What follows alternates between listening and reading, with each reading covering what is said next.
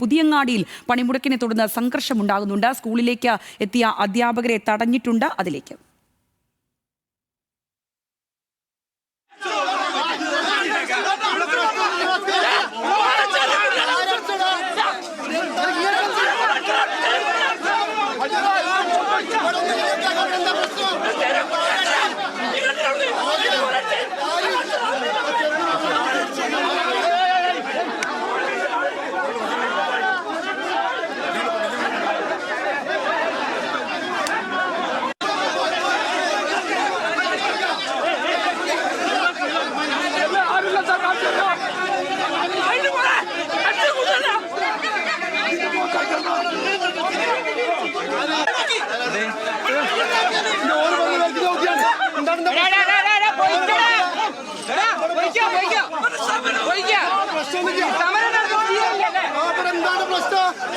കൂടുതൽ വിശദാംശങ്ങളുമായി അവിടുന്ന് രതീഷ് വാസുദേവൻ ചേരുകയാണ്. രതീഷ്, എന്താണ് സംഭവിച്ചുകൊണ്ടിരിക്കുന്നത്? ഏറെ നേരമായിട്ട് അവിടെ സംഘർഷാവസ്ഥയാണോ?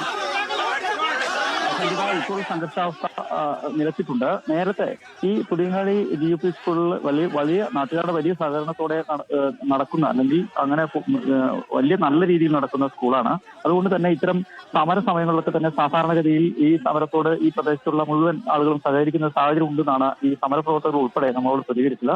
ഇത് ഇന്ന് ഈ സമര ദിവസമായിട്ടും മുൻകൂട്ടി പ്രഖ്യാപിച്ച സമരമാണ്. എല്ലാവരും സമരത്തോട് സഹകരിക്കുന്നു. ഈ സാഹചര്യത്തിലും മനഃപൂർവ്വം ഒരു പ്രകോപനപരമായി തന്നെ സ്കൂൾ തുറക്കാനെത്തിയ പ്രധാന അധ്യാപകനോട് കാര്യങ്ങൾ വിശദീകരിച്ചു. എന്നാൽ അദ്ദേഹം അതിന് തയ്യാറായില്ല. തുടർന്നാണ് ഈ തർക്കമുണ്ടായത്. തർക്കം മറ്റു ചില നാട്ടുകാരും ഏറ്റെടുത്തതോടെയാണ് ഒരു സംഘർഷാവസ്ഥയിലേക്ക് എത്തിയത്. തുടർന്ന് പോലീസ് ഉൾപ്പെടെ എത്തി. തുടർന്ന് അധ്യാപകർ തിരിച്ചയക്കുകയായിരുന്നു. എന്തായാലും സമരം പ്രഖ്യാപിച്ചു.